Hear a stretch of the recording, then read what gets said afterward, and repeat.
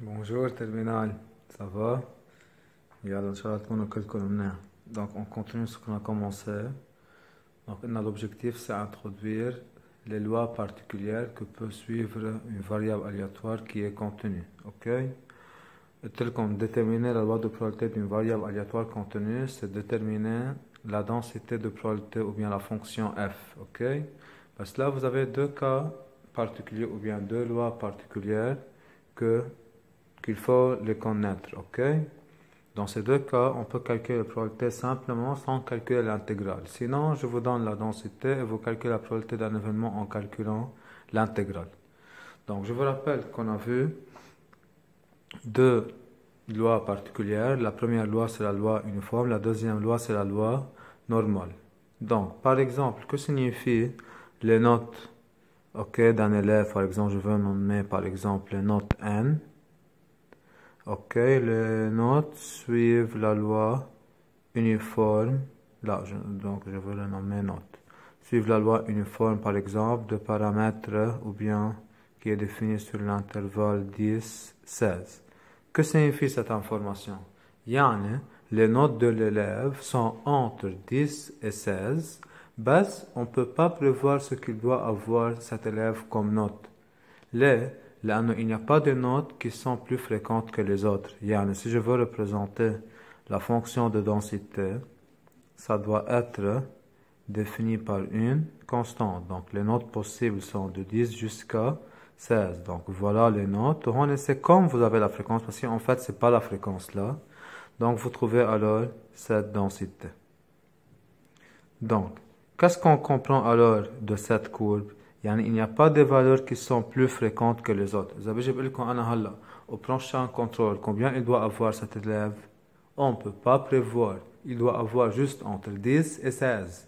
Est-ce qu'il y a une valeur qui est plus fréquente qu'une autre? Là, معقول ياخد un 11 plus qu'il prend un 16? Non, on ne peut pas prévoir. Tout ce qu'on peut dire, il doit avoir, on affirme là, une note entre 10 et 16.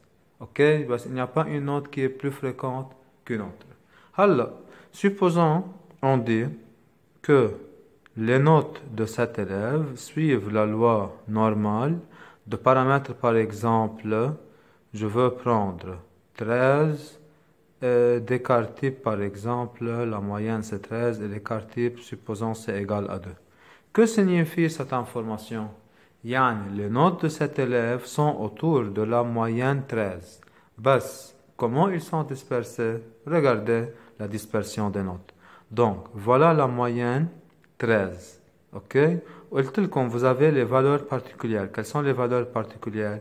13 plus 1 écart type, il est 15. Donc là, c'est 13 plus 1 écart type. Là, vous avez 13 plus 2 écart type, c'est 17. Et 13 plus 3 écart type, c'est 19. Là, vous retranchez un écart type, vous trouvez 11, 2 écarts type, 3 écarts type. Voilà les valeurs particulières. Donc, la valeur la plus fréquente, ok, c'est combien alors? C'est 13. C'est la valeur la plus fréquente. Halla, et vous trouvez alors cette dispersion, il est taqriban, ou bien même elle a la forme de la cloche. Donc, qu'est-ce qu'on comprend alors de cette cloche? Donc, la majorité de notes de l'élève sont entre 7 et 19. Parce qu'il peut avoir un 21, comme il peut avoir un 0. Donc, parce que la majorité, ou bien 99,19% des notes sont entre 7 et 19.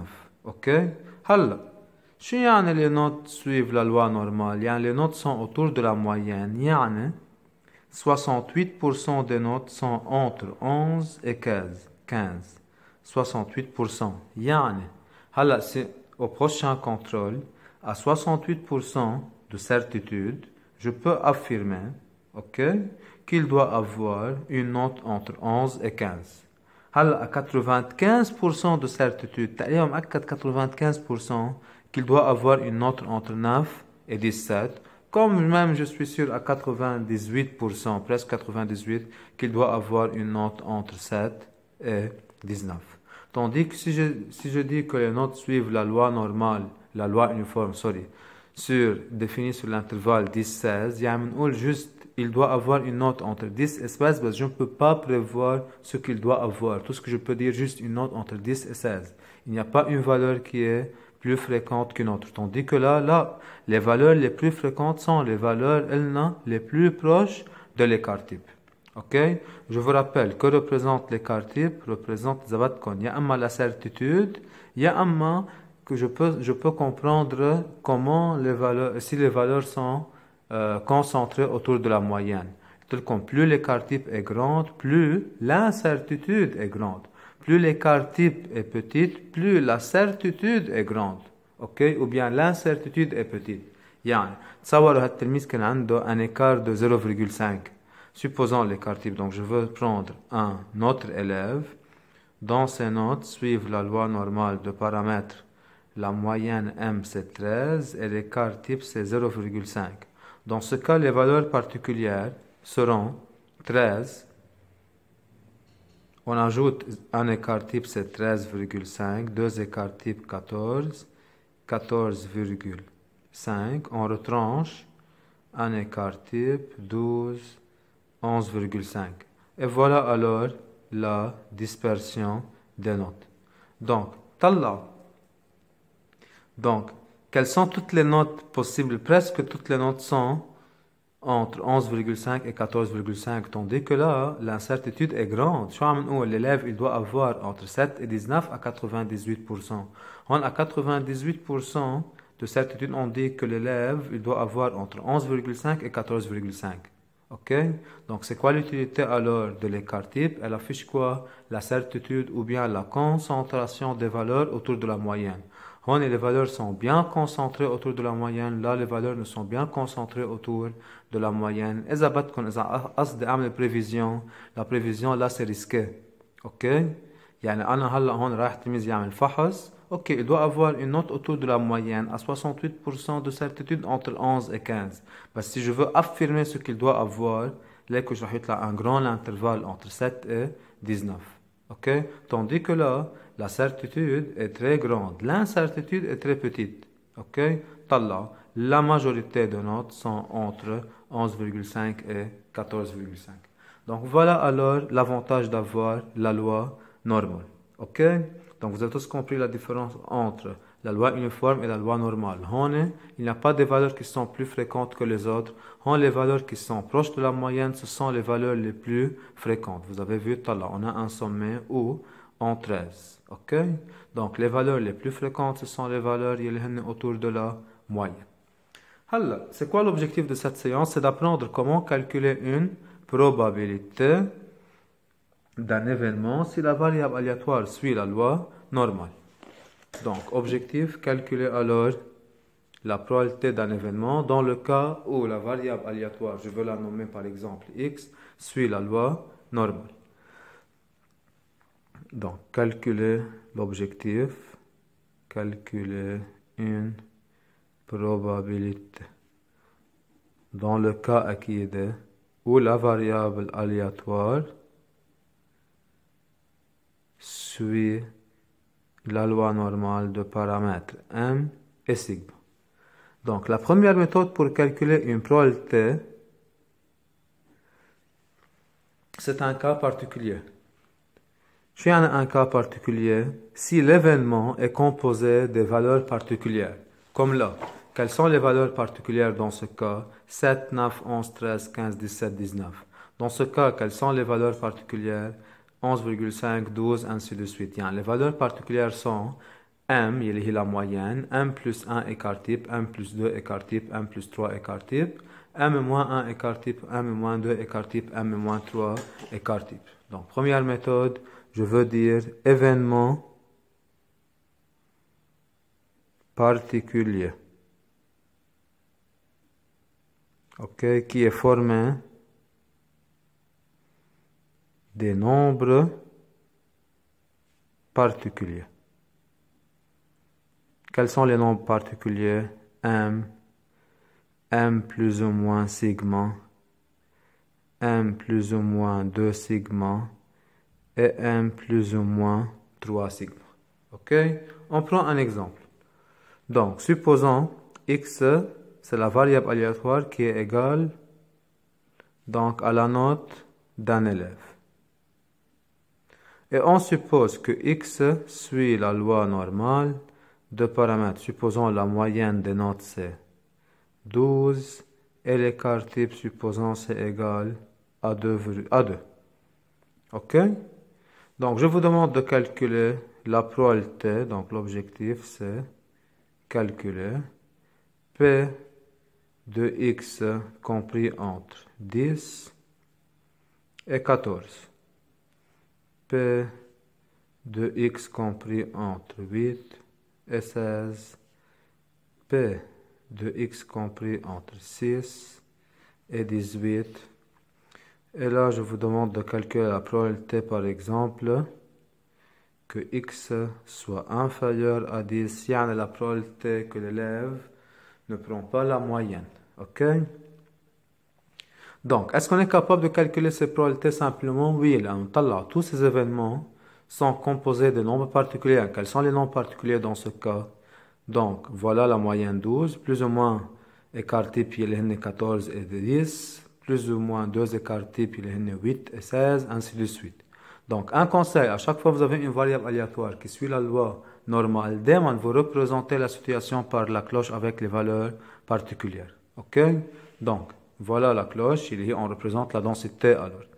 Les valeurs particulières dans ce cas sont 12, 14, 16, 18, 10, 8 et 6. La valeur la plus fréquente, c'est la moyenne. بيرجع هول les moins fréquentes, اللي هن M-1 écart type, -2 écart type, M-2 écart type, -3 écart type, ainsi de suite. N'oubliez pas que la courbe est symétrique par rapport à la droite d'équation x égale à m. OK? Donc, voilà la dispersion des notes ou bien la fonction de densité. Alors, qu'est-ce qu'il nous demande? De calculer la probabilité que l'élève prenne une note entre 10 et 14. Est-ce qu'on est capable de calculer cette probabilité simplement? Oui, là, les valeurs 10 et 14, ce sont des valeurs particulières. Là, c'est m-1 écart type, m plus 1 écart type. Donc, ou bien d'après les propriétés de cours, m-1 écart type, m plus 1 écart type, vous trouvez que c'est presque, à peu près, 0,68. OK? Il nous demande de calculer la probabilité que x soit entre 8 et 16, qu'amène à l'événement est composé de deux valeurs particulières qui sont 8 et 16. Or, on connaît que la probabilité que x soit entre la moyenne moins 2 écart type et la moyenne plus 2 écart type, c'est presque 0,95. Tandis que là, c'est la probabilité que x soit entre la moyenne moins 3 écart type, la moyenne plus 3 écart type, il est presque 98%. بس إذا بدكم أكتر certitude, c'est à peu près 0,977. OK? C'est la probabilité d'avoir une valeur entre 6 et 18. يعني presque à 98% de certitude, la note de l'élève au prochain contrôle doit être entre 6 et 18. OK? هلا non, je veux dire m moins 3 écart type et m plus 3 écart type. Voilà le dernier calcul. Donc, il nous demande de calculer p de x inférieur à 10. Si on a p de x inférieur à 10, on doit calculer cette probabilité-là. D'une façon, qu'est-ce qu'on doit calculer? L'air sous la courbe, OK, ou bien l'air de la partie limitée par la densité, par l'axe exprimant x, et la droite d'équation. OK, هون راح أحدد هون ما تنسوا بعد فيها البارتي كلها. OK, pour x plus petit que 10. Comment on doit faire ce calcul? نحن on connaît que la courbe elle est symétrique par rapport à quoi? À la moyenne. À la droite d'équation x égale à 1. ما تنسوا la probabilité de tout ce qui est là, la probabilité de tout ce qui est là, c'est égal à 1 demi, tandis que la probabilité de ce qui est là, c'est 1 demi, oui, par symétrie. Alors, mon objectif, c'est de trouver cette probabilité, oui, ou bien l'air de la partie colorée là. Comment je peux faire ce calcul? Vous avez plusieurs techniques. شو فيكم تعملوا؟ إذا ناخد par symétrie l'air de cette partie colorée, oui, c'est égal à l'aire de cette même partie colorée là. C'est logique ou non? Là, نطلع هيدي ال 10 n'est autre que m moins 1 écart type. Là, c'est m plus 1 écart type. شوف طلع la surface qui est avant 10, c'est la même surface qui est après 14. لأنه 10 c'est m moins 1 écart type, là c'est m plus 1 écart type. Ok? Et n'oubliez pas, l'aire totale n'est autre que 1. Oui, car f est une densité de probabilité. Ou bien la probabilité que l'élève, par exemple, ou bien que la note de l'élève soit entre 0 et 20, c'est égal à combien? 1. Logiquement, il doit avoir une note entre 0 et 20. Donc, l'aire totale, c'est égal à combien? 1. Donc, en retranchant cette partie, je vais l'aire totale de ces deux. Et comme les deux sont égaux, je partage en deux. Yani, comment je dois calculer P de x inférieur à 10? C'est 1 moins la probabilité que x soit entre 10 et 14. Et qu'est-ce qu'on doit faire? Le tout divisé par 2. Pourquoi? Car P de x plus petit que 10, c'est la même probabilité que x soit supérieur à 14. Ok? برجع لكم. Supposons vous êtes dans une classe où, par exemple, on a deux élèves qui ont eu des bonnes notes, yani ont eu 19 ou bien 20. Ok? C'est sûr, il y a presque deux élèves qui ont eu des mauvaises notes. هي على الأكيد حطوها براسكم. Ok? شو يعني une mauvaise note? مش يعني 1-0. يعني une note qui est très loin de la moyenne, mais qui est plus petite que la moyenne. Yani lorsque vous avez une bonne note, ok, à l'acquis vous avez quoi? Une mauvaise note. Parce que dans quel cas, si la variable aléatoire suit la loi normale. Parce que d'habitude, dans une classe de plus que 30 élèves, les notes doivent suivre la loi normale. Ok? Yani la dispersion des notes, c'est autour de la moyenne. Je répète, si vous avez une bonne note, à l'acquis vous avez une mauvaise note. La bonne note c'est 18, 19. La mauvaise note c'est moins que 6. Yani 6, 5, ainsi de suite. Ok?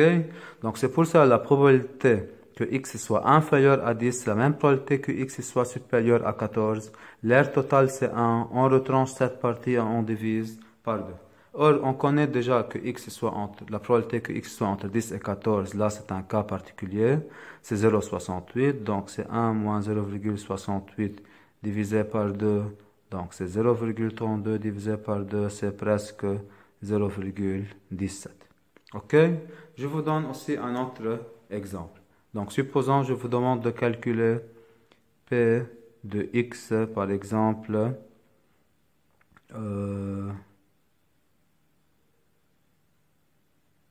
qu'est-ce que je vais vous donner? Inférieur à 14 ou bien à 16. Donc, comment on doit calculer la probabilité que x soit inférieur à 16? Donc, je répète alors, je refais la courbe. Voilà les valeurs particulières, 12, 14, 16, 18, 10, 8, 6. La valeur la plus fréquente, c'est 12. Les moins fréquentes sont 10 et 14. Là, 8 et 16. Et vous trouvez cette dispersion. OK? Maintenant, qu'est-ce qu'on doit calculer? La probabilité que x soit supérieur à 16. يعني بدنا la surface de cette partie. قلنا par symétrie, c'est la même surface que x soit inférieur à 8. ما تنسوا هودي les valeurs particulières هون 8 et 16, ok, représente m moins 2 écart type et m plus 2 écart type. Donc qu'est-ce que je fais alors? Je trouve l'aire de ces deux parties et je prends la moitié. Donc P de x égale à 16, c'est la même probabilité que x soit... alors je vous demande de calculer P de x inférieur à 16, sorry. Donc supposons que c'est P de x supérieur à 16, supposons. P de x supérieur à 16, c'est la même probabilité que P de x inférieur à 8. Et dans ce cas, c'est 1 moins la probabilité que x soit entre 8 et 16 et je divise par 2. Alors, supposons je vous demande de calculer P de x inférieur à 16. Qu'est-ce qu'on fait? C'est 1 moins P de x supérieur ou égal, ou bien supérieur, la variable aléatoire c'est contenu à 16, et on a déjà calculé ce nombre en haut. Donc voilà la première méthode alors pour calculer la probabilité d'un événement, parce à condition que l'événement soit composé des valeurs particulières. Donc c'était la première méthode. Je passe à introduire la deuxième méthode qui est la plus simple. Vous pouvez l'utiliser à l'examen officiel. Ok? Donc la deuxième méthode, calculatrice. Donc, s'il vous demande de calculer une probabilité, vous avez une variable aléatoire qui suit la loi normale, vous calculez la probabilité en utilisant la calculatrice, vous avez le droit. Ok? Dans quel cas vous n'utilisez pas la calculatrice, quand le consigne, calculer sans utiliser la calculatrice. Ok? Donc, deuxième méthode, calculatrice, c'est utiliser ClassPad. Alors, calculatrice. Donc, je vous donne les étapes à suivre. Donc, action, interactif. Donc, après, vous écrivez répartition. On a une variable aléatoire qui est contenue et vous écrivez. On a la loi normale et vous trouvez 4 valeurs à déterminer. La borne inférieure de l'événement, la borne supérieure de l'événement, vous précisez l'écart type et vous précisez la moyenne. Vous tapez ces 4 valeurs et vous déterminez alors la probabilité. Parce pour utiliser la calculatrice, il faut que l'événement soit composé par compris entre, yani P de x compris entre 10 et 16. Par exemple, la borne inférieure c'est 10, la borne supérieure c'est 16, vous écrivez l'écart type et la moyenne. Alors, supposons je vous demande de calculer P de x, par exemple, inférieur à 17. Comment vous calculez ce nombre? Si on est inférieur à 17, c'est comme X est compris entre moins l'infini et 17. Dans ce cas, alors la borne inférieure sera moins l'infini. Donc, pour calculer la probabilité de cet événement en utilisant la calculatrice, ok, il faut indiquer la borne inférieure et la borne supérieure. Si un x plus petit que 17, de moins l'infini jusqu'à 17, malgré que ce n'est pas possible que x soit moins l'infini si vous avez une variable aléatoire qui suit la loi normale. Surtout, x, c'est la variable aléatoire qui représente la note. Le calcul, vous prenez que la borne inférieure c'est moins l'infini, la borne supérieure c'est 17 par exemple, et vous indiquez l'écart type et la moyenne. Ok? Voilà la deuxième méthode. Donc je répète à l'examen, si vous demande de calculer une probabilité, vous n'êtes pas responsable, à condition de dire calculer une probabilité sans préciser, sans utiliser la calculatrice, vous pouvez utiliser la calculatrice. Alors la troisième méthode c'est la plus importante. La troisième méthode, d'habitude, on l'utilise à l'université. Ok? Ce n'est pas demandé au bac français. Je veux introduire un théorème qu'on doit l'utiliser dans les exercices. Ok?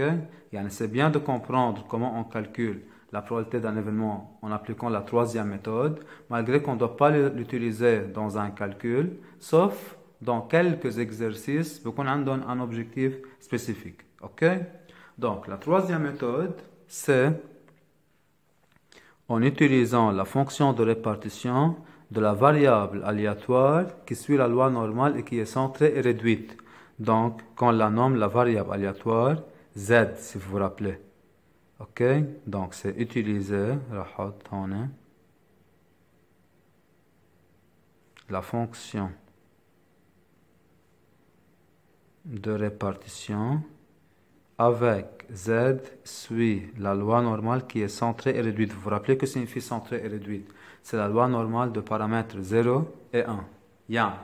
Je vous donne par exemple la variable aléatoire Z suit la loi normale de paramètres 0 et 1. C'est le cas particulier des lois normales. Ok? Donc, pourquoi cette loi, c'est une loi particulière, plus particulière que la loi normale simple, لأنه هلا بتشوفوا له. Donc, si Z suit la loi normale de paramètre 0 et 1, la moyenne c'est égal à 0, اللي هي مش كتير logique يطلع لكم une moyenne d'une note égale à 0. Ok, بس عم نحكي عن température. Par exemple, la température peut posséder une moyenne égale à 0. Donc, l'écart type, maintenant, c'est 1. J'ajoute 2 écarts types, 3 écarts types. On retranche un écart type, 2 écarts types et 3 écarts types. Voilà alors la dispersion de la loi normale qui est centrée et réduite. Ok? Regardez ce que je veux introduire. Donc, il y a une fonction de répartition. On a déjà vu une idée en classe de la fonction de répartition. Donc, je veux nommer la fonction de répartition, c'est la fonction phi ayant comme variable t. Que représente cette fonction de répartition? Elle représente la probabilité que z soit inférieur à t. On prend un exemple. Que signifie phi de 2? C'est la probabilité que le nombre z soit inférieur à 2. Si un P de z inférieur à 2, c'est l'aire sous la courbe pour z inférieur à 2. Ok? D'habitude, comment on calcule ce nombre d'après les autres méthodes? En utilisant quoi? La calculatrice. Comment j'utilise la calculatrice pour calculer P de z inférieur à 2? من نفوت على l'étape كلهم سوا. Borne inférieure moins l'infini supérieur 2. L'écart type c'est égal à 1. La moyenne c'est égal à 0. Et la calculatrice affiche une réponse. Ok?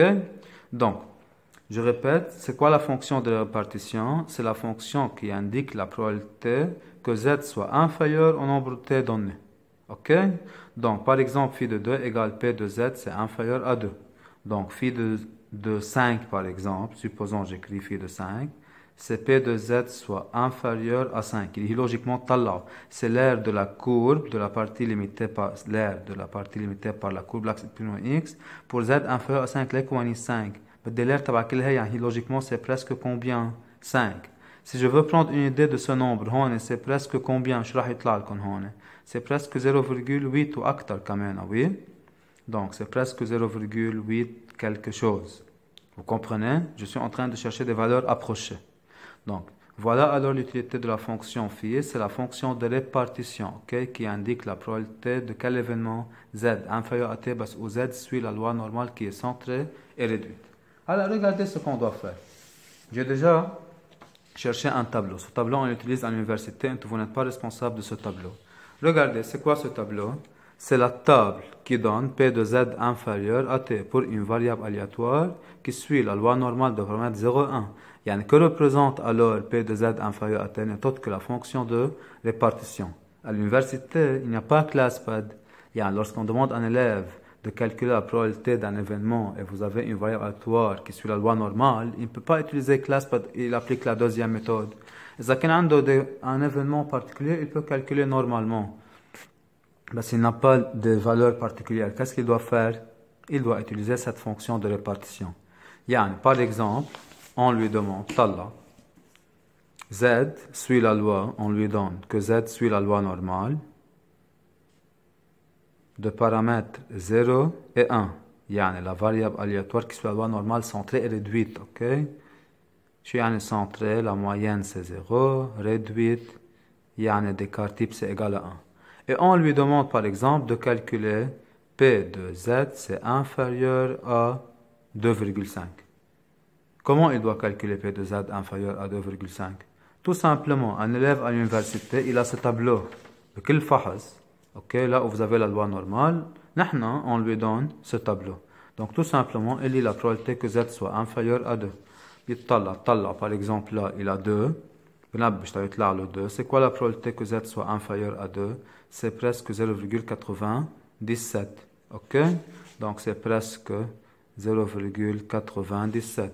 Par exemple, on lui demande de calculer P de Z, c'est supérieur à 1,5. Comment il doit faire ce calcul? Les couchements de P de Z, c'est supérieur à 1,5. Yani, je veux chercher l'aire sous la courbe, bas pour Z plus grand que 1,5. Voilà 0 alors. Les valeurs particulières 1, 2, 3, moins 1, moins 2, moins 3. N'oubliez pas la dispersion, c'est normal. Vous avez alors la cloche. Maintenant, qu'est-ce qu'on doit calculer? L'aire de cette partie. Est-ce que 1,5 est une valeur particulière? Là. شو بده يعمل؟ C'est quoi l'utilité de ce tableau? Ce tableau affiche l'air de la partie qui est avant sur la courbe acide. Donc, bah, pour Z, plus petit que T. Donc, est-ce qu'il peut lire ce nombre du tableau? Là. Comment il calcule P de Z supérieur à 1,5? C'est 1 moins P de Z inférieur ou égal à 1,5. Ou là, il passe à calculer ou bien à lire ce nombre du tableau. Yani c'est 1 moins. أنا بدي أجيب l'air تبع هالبارتي. Je trouve l'air de cette partie-là, puis je fais 1 moins, car l'air total c'est égal à 1. Donc, on doit prendre Z c'est 1,5, 1,5, عطيتنا 0,93, 32. Donc c'est 1 moins 0,93, c'est presque 0,07. Donc vous avez compris comment il calcule la probabilité d'un événement, un élève à l'université, en utilisant quoi? La fonction phi. Que représente la fonction phi? Elle affiche la probabilité de quel événement?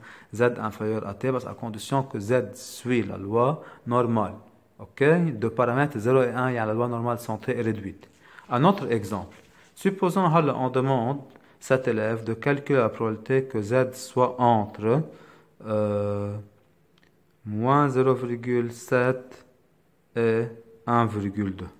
Comment il doit calculer cette probabilité? Donc, je le fais alors, la cloche. Là, c'est 0, il y a la moyenne. Vous avez 1, 2, 3, moins 1, moins 2, moins 3. On doit chercher l'air alors sur la courbe pour Z compris entre moins 0,7, voilà, moins 0,7 et 1,2. Je veux chercher l'air de cette partie. Comment on doit déterminer l'air de cette partie? Or, il n'a que ce tableau. C'est quoi l'utilité de ce tableau? Il affiche alors l'air de la partie sur la courbe pour Z avant T. شو بدنا نعمل؟ نحن on doit calculer l'air de cette partie. Regardez ce qu'on doit faire. Donc, pour calculer l'air de cette partie, je prends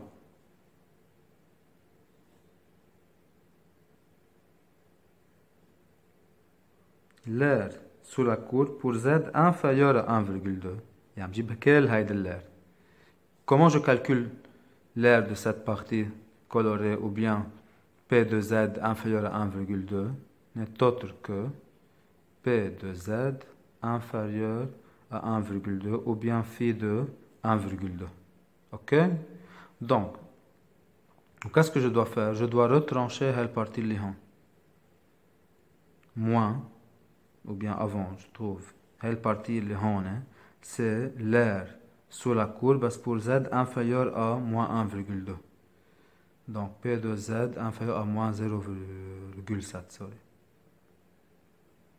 Donc, n'est autre que phi de moins 0,7. Dans ce cas, comment cet élève il calcule cette probabilité? بياخد l'air total, هي l'air total, اللي هي phi de 1,2. Et il doit retrancher l'air تبع هالبارتي اللي هون اللي هي phi de moins 1,7. 0,7. Or, comment il trouve ce nombre? C'est une lecture du tableau.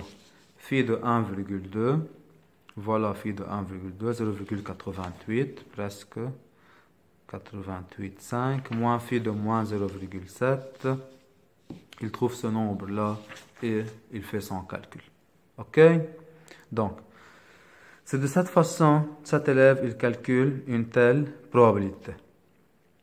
Alors, regardez ce qu'on doit faire. Supposons on donne à cet élève qu'on a une variable aléatoire qui est égale à la note. رح نعتبر la note, رح نسمي la note x. Donc x égale à la note suit la loi normale de paramètres. La moyenne de l'élève c'est 13, l'écart type c'est 2. Et on lui demande, maintenant à l'université, مش لألكم لأنه لألكم vous utilisez ClassPad, de calculer la probabilité que la note de l'élève soit entre, par exemple, 8 et, par exemple, 12,5. Ok? Comment on doit calculer cette probabilité? ولا إذا بدكم رح ناخد غير. On peut prendre cet événement, il n'y a pas un problème. Supposons, je vous demande de calculer la probabilité que la note soit par exemple entre 13 et 13,5. OK?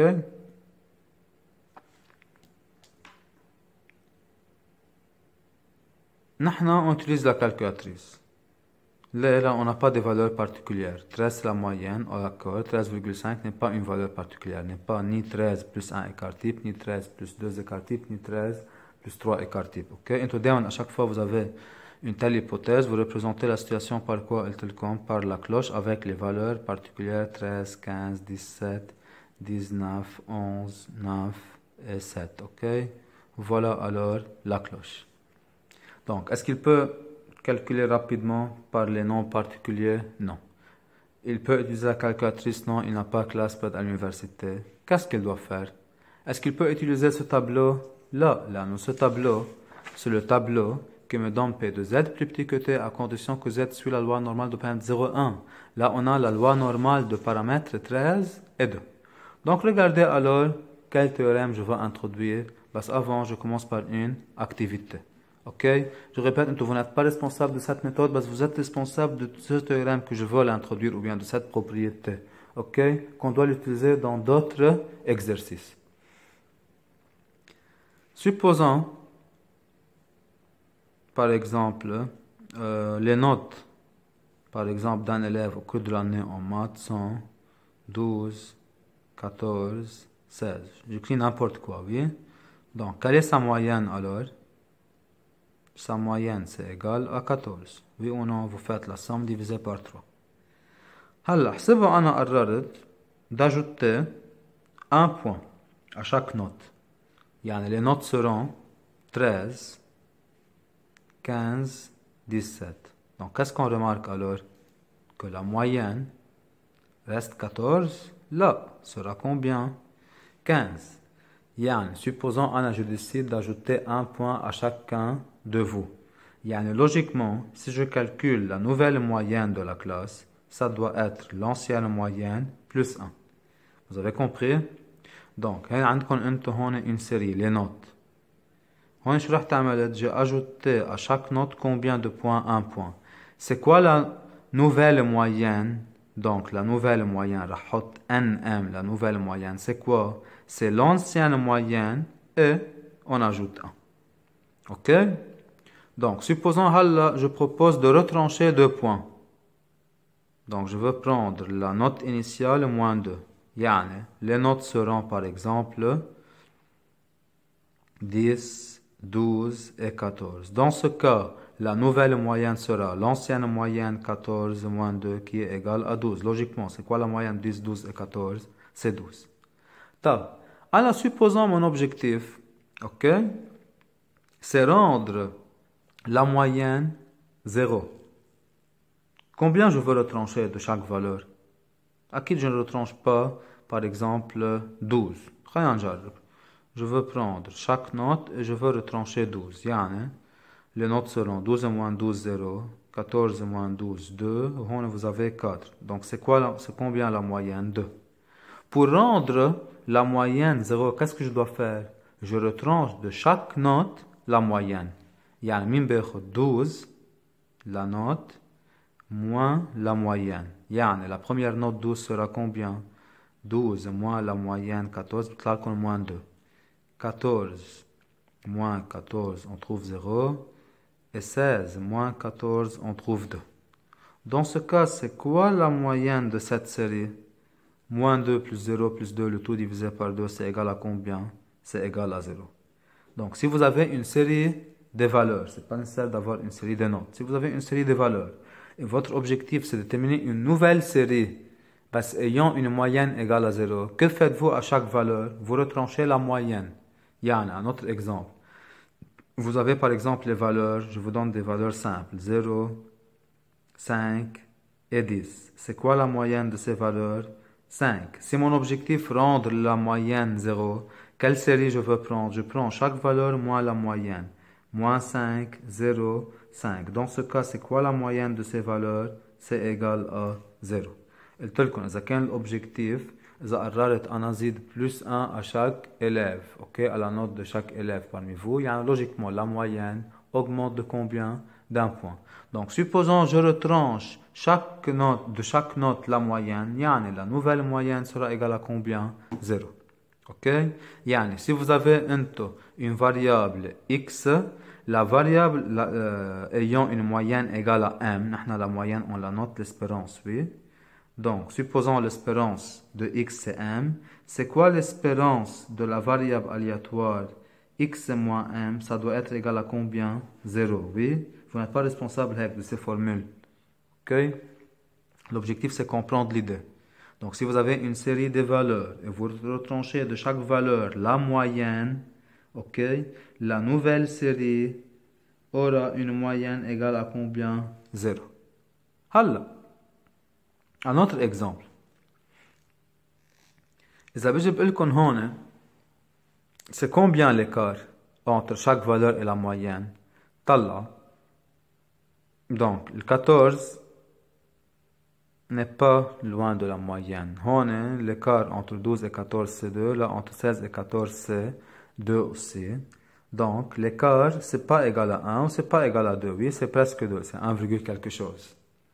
Donc, quel est mon objectif? C'est rendre l'écart entre chaque valeur avec la moyenne. Il faut rendre l'écart en 1. Donc, qu'est-ce que je dois faire? Regardez que faites-vous pour rendre l'écart en 1. Donc, tout simplement, vous divisez par l'écart type. OK? يعني, je vais vous donner un exemple. Regardez ce que je dois faire. Si je calcule l'écart entre chaque valeur avec la moyenne, ok? Donc, c'est combien l'écart? Je vais prendre un exemple plus simple pour ne pas calculer l'écart. Donc, vous allez 12 et 16. La moyenne, c'est égal à combien? 13. Ok? Alors, si je retranche 13 de chaque valeur, là, je trouve moins 3 et là, je trouve combien? 3. J'aurai alors une moyenne égale à combien? 0. Alors, dans ce cas, c'est quoi l'écart? C'est combien l'écart entre 10 et 13 et 16 et 13? C'est 3 points. C'est combien l'écart là? Talla. C'est combien l'écart entre moins 3, 0 et 0 et 3? C'est aussi 3. Donc l'écart n'a pas changé. Qu'est-ce qu'elle a changé? Juste la moyenne. Alors quel est mon objectif? Je veux rendre l'écart en 1. Qu'est-ce que je fais? Je veux diviser chaque valeur par quoi? Par l'écart. Diviser cette valeur par l'écart. Moins 3 sur 3 c'est moins 1. 3 sur 3 c'est égal à 1. La moyenne, c'est 0. Parce que comparer moins 1 et 1 à 0, c'est combien l'écart entre moins 1 et 0 et 1 et 0? C'est égal à 1. C'est quoi l'utilité de cette activité que j'ai fait? Si vous avez alors une variable aléatoire, x, qui suit la loi normale de paramètres m et sigma, la variable aléatoire z, qui est égale à x moins la moyenne, je retranche la moyenne de chaque valeur de x, puis, je divise la réponse par l'écart type. Elle doit suivre la loi normale de paramètres 0 et 1 qui est la loi normale centrée et réduite. Donc l'objectif, comment rendre une variable aléatoire qui suit la loi normale quelconque en une variable aléatoire centrée et réduite par cette propriété à retenir, ce théorème, c'est une propriété à retenir. Ok? Donc on doit l'utiliser dans des exercices. مش بهاد la troisième méthode pour calculer la probabilité, ok? Parce que j'ai profité de cette technique pour vous dire comment calculer une telle probabilité. Et أصلا vous utilisez cette technique l'année prochaine à l'université. Donc, on revient à l'exercice. On a une variable aléatoire x qui est égale à la note qui suit la loi normale de paramètres 13 et 2. Et l'écart type c'est égal à 2. L'objectif, c'est calculer que la note soit entre 13 et 13,5. Est-ce qu'on peut lire ce nombre simplement de la courbe? Non, on n'a pas de valeur particulière. On ne peut pas utiliser la calculatrice. Donc, est-ce qu'on peut lire directement Heide à partir du tableau? Non, ce tableau s'applique pour une variable aléatoire qui est centrée et réduite. Or, la variable aléatoire qui suit la loi normale n'est pas centrée et réduite. C'est pour cela, qu'est-ce qu'on fait? On dit d'après la propriété, on sait. Si la variable aléatoire x suit la loi normale de paramètres m et sigma, alors la nouvelle variable aléatoire que je veux la nommer z, qui est x moins la moyenne sur l'écart type, obligatoirement elle doit suivre la loi normale de paramètres 0 et 1. Ok?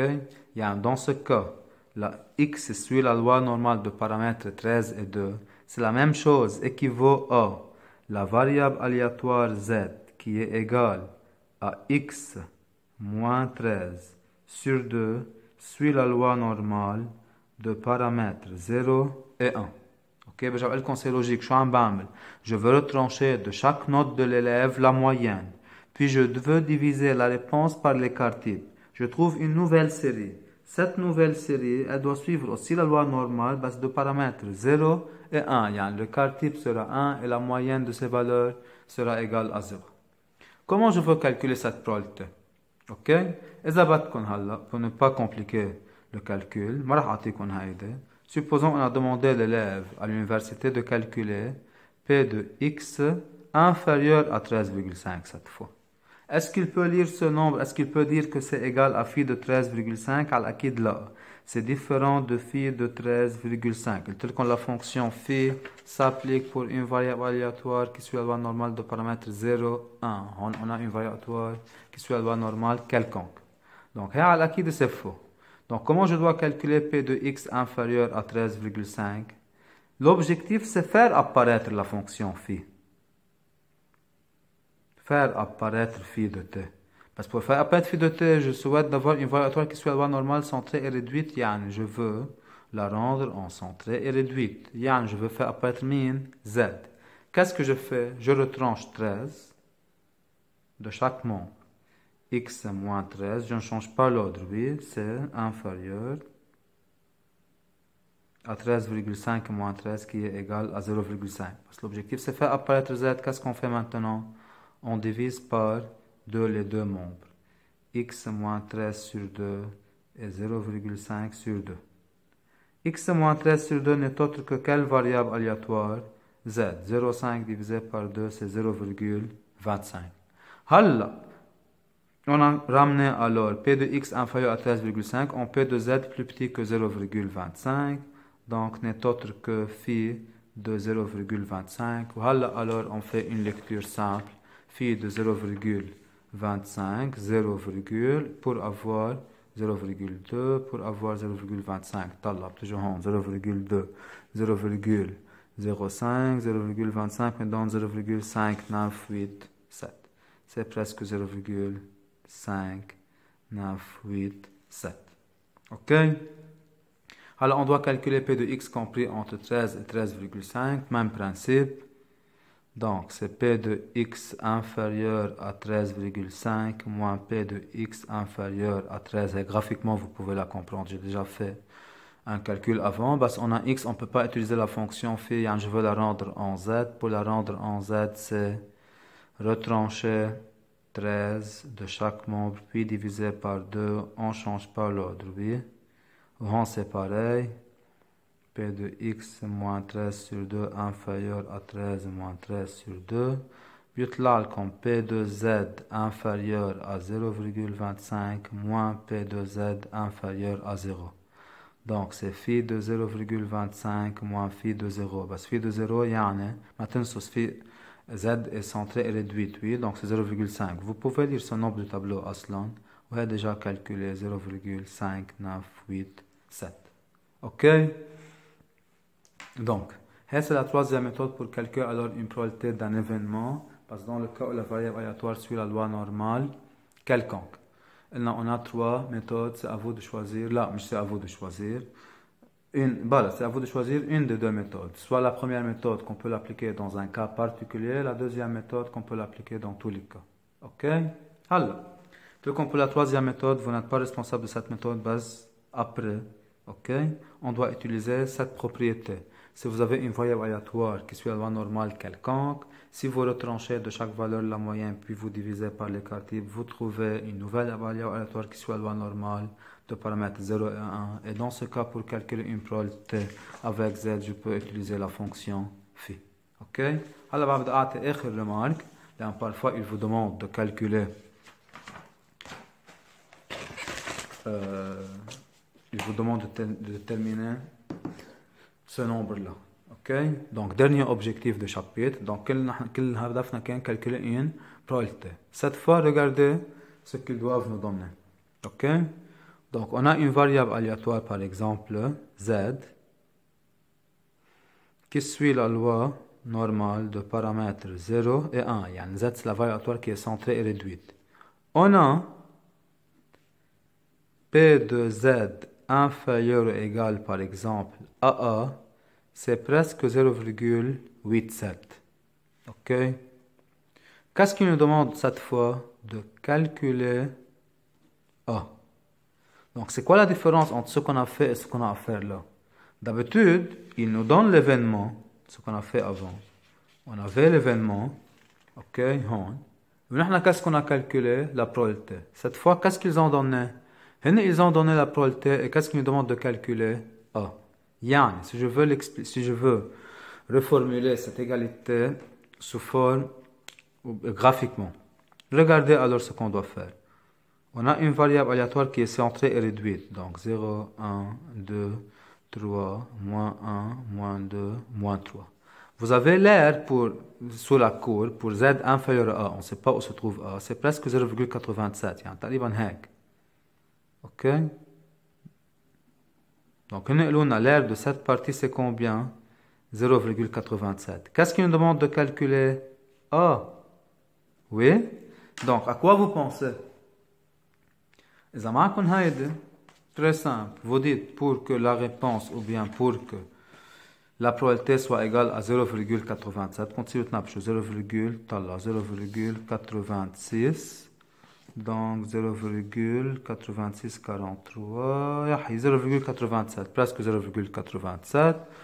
C'est presque 1,1 et 0,3. C'est 1,13. Donc, logiquement, alors, A, c'est combien? 1,13. Parce qu'est-ce qu'on a? Ce tableau. Parce que n'oubliez pas, à l'examen officiel, vous n'avez pas ce tableau. Donc, à quoi vous pensez? On a déjà quand même fait ce raisonnement en classe avec le chapitre fonction. C'est quoi la fonction phi, vous vous rappelez? La fonction phi de t, elle indique la probabilité que z soit inférieur à t. J'indique t, qu'est-ce qu'elle m'indique? Phi de t. Oui ou non? Donc, supposons j'écris de hi, elle indique la probabilité que z soit inférieur à 2. Cette fois, qu'est-ce qu'on a? On a P de Z inférieur à A, c'est 0,87. C'est comme on a quoi? Hey de l'écriture, c'est équivaut à phi de A, c'est à peu près 0,87. Qu'est-ce qu'on doit calculer? A, d'une façon indirecte, à quoi je dois penser? À la fonction inverse de phi. Tout simplement. OK? Donc, dans votre programme, à qui ce n'est pas utilisé le tableau, vous n'êtes pas responsable du tableau. Vous êtes responsable d'utiliser ClassPad. Alors, comment on utilise ClassPad?